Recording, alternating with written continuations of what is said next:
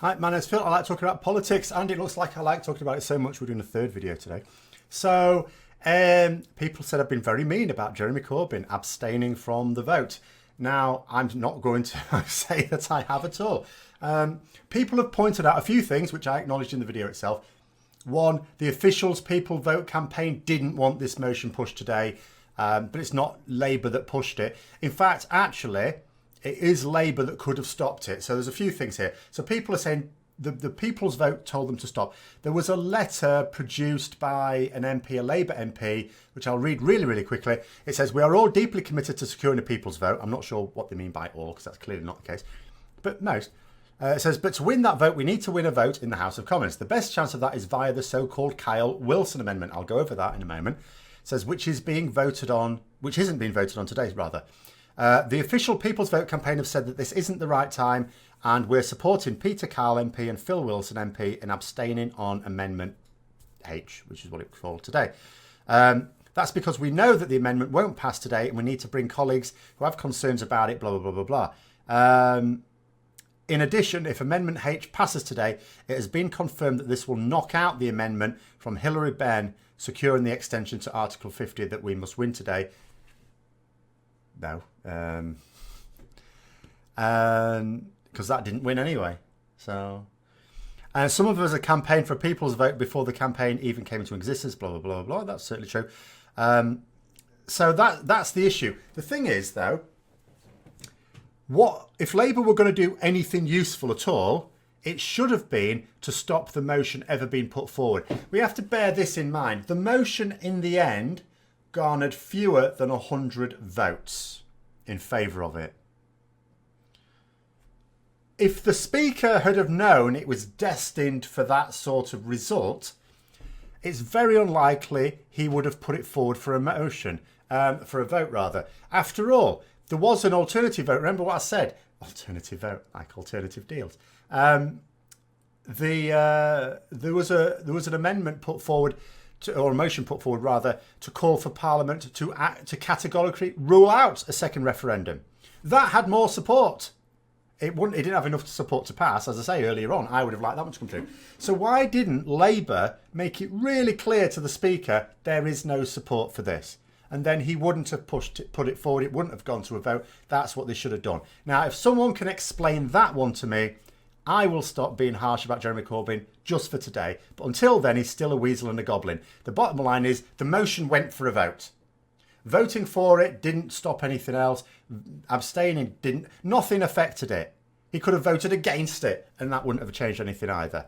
Okay. They're saying it would have knocked off the Hilary Benn thing. That is untrue. That's categorically untrue. That still went up for a vote. So it's not the fact that this motion went forward that did that. So does that mean that winning it would have meant it? If they'd have won it, then that would be Parliament saying they want a second referendum. Yes, it's not binding. I agree, it's not binding. So, should we get onto the Kyle Wilson Amendment and actually talk about if this is actually a serious proposal?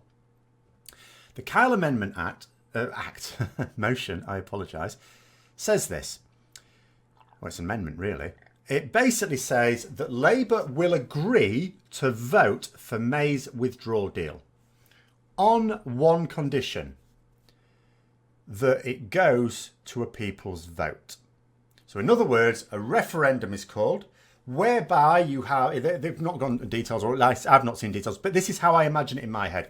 You have the first question, which is exactly like the last referendum. Do you believe that we should remain within the EU or leave the EU? That's your first question. But that's where it stopped at the last one, which is why it was so useless. Then there's be another question. Now, there are different ways of doing this. This would be my idea.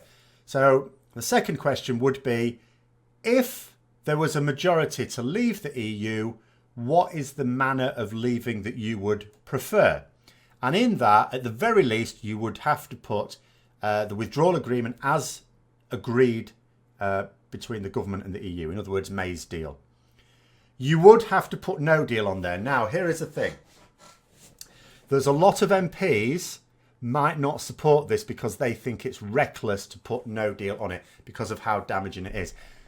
Now, it might get support still because, bear in mind a few things. First of all, if Jeremy Corbyn supports this amendment, he may, then he would presumably whip his MPs to do so as well. There would be some that might rebel, but it wouldn't be that many. It would go through. Surely it would go through.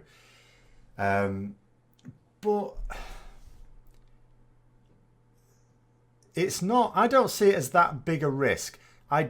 First of all, you've got to bear in mind, let's say it was still as it was. We know that actually, we say we know, we can't know without a poll, but there's wide belief that it actually would swing towards Remain. But let's say it didn't. Let's say it was still 52 Leave, 48% Remain. So those 48% Remain would vote on the second question for an option that was not no deal. Are they really seriously suggesting that every single person that wants to leave under no deal? I know some people in the comments will try and have you believe that. The fact is, it's a really small number that want that. Apart from anything else, there's a great many people who supported Leave at one time who've now lost their jobs and they've seen the damage it does. So unless they wish to act out of spite to knacker everyone else's jobs and their future employment prospects, that's very unlikely. So you'd only actually need 1 out of every 13 Leave voters to, in fact, not even that many, to vote for a deal, and no deal's wiped out. And in actual fact, it'd be many more than that anyway. So I don't consider it reckless putting no deal down there. You've got to do it. Otherwise, everyone, the people who would vote for it would all go, hang on a minute, I want no deal. Why haven't I got that option? So and you've got to have options anyway, because what would your third option be? What would another option be? Because everything else is just, pie in the sky. We haven't got anything else ready to go. I'm sure Jeremy Corbyn would like his version to go on there as well. But there's nothing been fleshed out. Even though the EU sounded quite friendly about his proposals, nothing's been fleshed out. It took 2 years to get the withdrawal agreement as we have now. So I would say it can only be the withdrawal agreement that we have or no deal. But nonetheless, there is opposition to it because of the fact it puts no deal on there. And so that's what they say they're supporting. And another thing is I get this. I know they're trying to leave it to the last minute. Bear in mind, the People's Vote campaign are organising a march in support of remaining within the EU ironically in March, but on the 23rd of March. So what is that? Next Friday? Hold on, I need to check now. That's next something. Next Saturday. Not this Saturday coming, the following one. So you can imagine, yes, that's probably the plan is probably to put that motion in the last week, right at the last minute. And maybe that ties in with the fact that Theresa May has said she'd put a motion forward because there's been something else, but I want to talk about this tomorrow for a third time. And it might tie in with that as well. So it could well be that something that goes ahead and that does secure us a second referendum. But is that reason enough to abstain today? I would say not at all. Because despite what some people have said, no one has been able to explain to me how voting for it damaged the next one. It doesn't at all, in any form whatsoever. It didn't knock out Hilary Benn's amendment. It was still voted on, and that amendment still lost.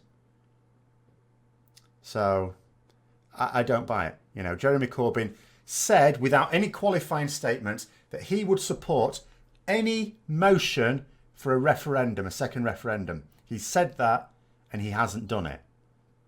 And just because he's saying, oh yeah, but I'm totally going to support this one later on, which maybe he will. I don't doubt that the rest of the party, or the majority of the party, should we say, will absolutely force him to, and they'll completely ignore his whipping if he doesn't. In fact, his own whips won't. It'll whip him, I think. That doesn't give any reason why he still shouldn't have done it today. So I'm sorry. I understand those people who are saying, oh yeah, but there's this and there's this and there's this, which is all true. And it may well be that this amendment is a serious prospect.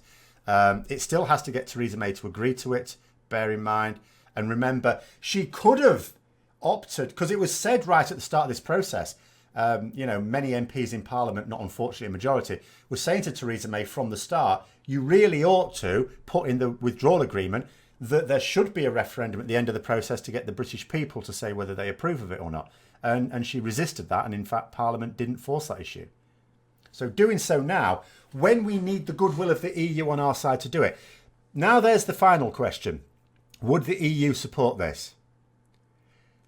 It probably does qualify as a plan, because what it would mean is that there would be a definitive outcome. There would be the outcome that Theresa May keeps talking about, her deal, no deal, or no Brexit. It would provide categorically one of those outcomes.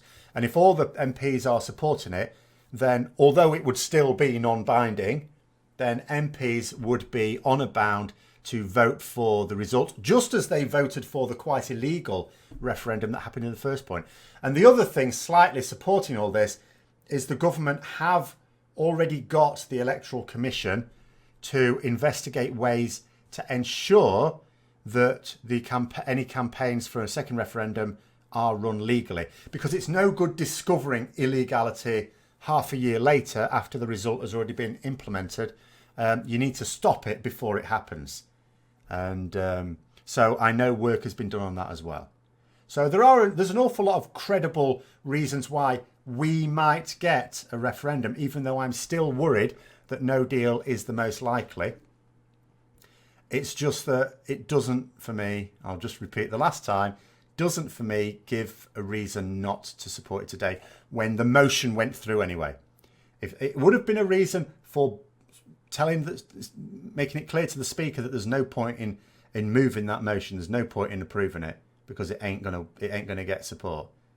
If that's what they'd have done, and this had been explained to me, I'd have gone, all right then, because I agree it's the wrong time. But that's not what happened.